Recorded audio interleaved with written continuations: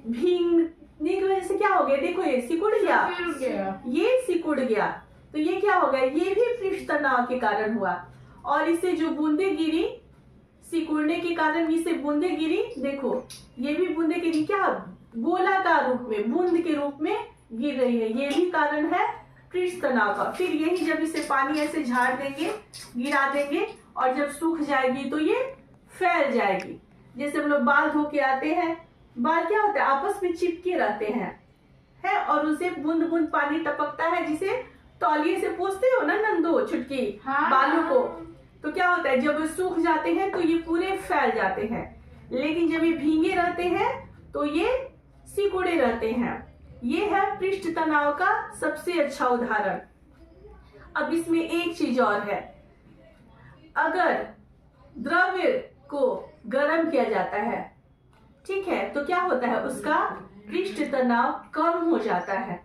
जैसे तुम लोग समझो, जैसे नंदू का पैंट है, ठीक है, नंदू जब भी यूनिफॉर्म पहन के आता है ना, उसके पैंट वाइट जो स्पोर्ट्स पैंट होते हैं बहुत गंदे हो जाते हैं, देखो कितने मैले हो गए हैं। लेकिन मैं इन्हें धोने के लिए क्या करती हूँ, गर्म पानी का इस्तेमाल करती हूँ, गर्म पानी में डिटर्जेंट डालती हूँ, और तब गर्म पानी में डिटर्जेंट डाल करके मैं इसे करती हूँ, तो क्या होता है, इसका भी कारण है, गर्म पानी जो होता है वो पृष्ठ तनाव को कम कर देता है।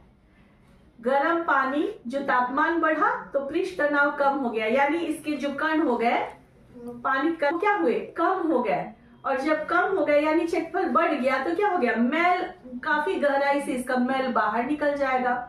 डिटर्जेंट डालेंगे तो साबुन का घोल या डिटर्जेंट पृष्ठ तनाव को कम कर देता है, समझे। और भी है, जैसे बारिश की बूंदी हुई गोल होती है तो पृष्ठ तनाव के कारण, क्योंकि उसमें क्या होता है, एक अणु दूसरे अणु से फिर आकर्षित होके क्या होते हैं, सिकुड़ते हैं, क्षेत्रफल को कम करते हैं, और उससे ऐसे क्या होता है, बूंदे गोलाकार रूप में हो जाती है, गोल हो जाती हैं।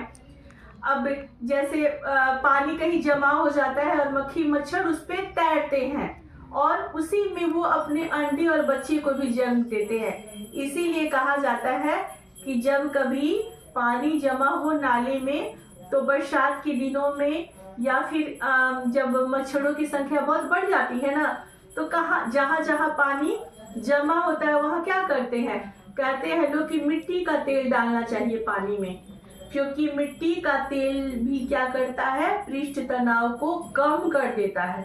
जब मिट्टी का तेल पानी पे डालेंगे तो मिट्टी का तेल पृष्ठ तनाव को कम कर देगा, जिससे मच्छर के जो बच्चे होते हैं वो पानी में डूब जाते हैं, ऐसे तो तैरते रहते हैं, मच्छर के बच्चे या मच्छर पानी पे तैरते रहते हैं, लेकिन जब उसमें मिट्टी का तेल डालते हैं तो पृष्ठ तनाव क्या होता है, कम होता है, जिसके कारण मच्छर के जो भी लार्वा होते हैं वो पानी के अंदर चले जाते हैं और मर जाते हैं।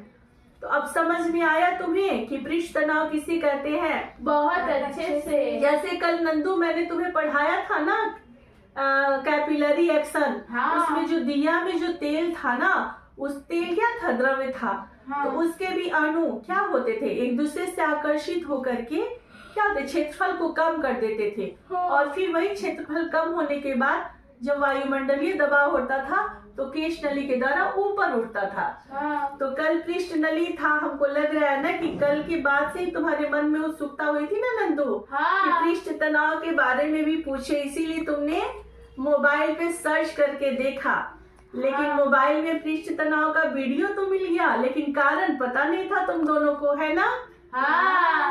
ये तो मुझे समझ में कल ही आ गया था। अच्छी बात है, अगर कोई चीज जानना हो तो पूछना चाहिए। तो अब क्लियर हो गया पृष्ठ तनाव क्या है, और पृष्ठ तनाव का जब तापमान को कम करेंगे तो क्या होगा, पृष्ठ तनाव बढ़ता है।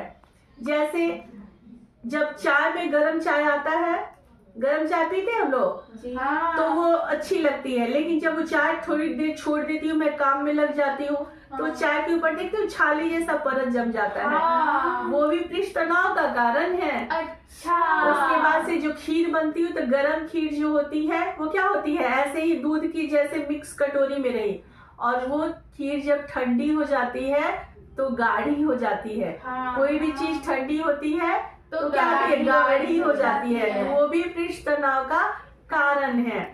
और एक और चीज जान लो तुम लोग, एक जैसे नहाने का तो हो गया, बारिश की बूंदें भी गोल होती हैं, ब्रश को भिगोते हैं तो भीगने के बाद ये भी कारण है कि क्या होते हैं, ये कण एक दूसरे से सट जाते हैं, क्षेत्रफल को कम कर देते हैं, और फिर जब ये सूख जाते हैं तो क्या होते हैं, फैल जाते हैं।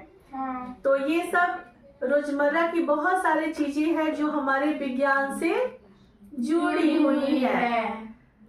तब चलो, आज का जादू तो मुझे भी अच्छा लगा, और उम्मीद करते हैं कि तुम लोग जादू तो देखो पर जादू के पीछे का कारण भी जानने का प्रयास करना आगे से।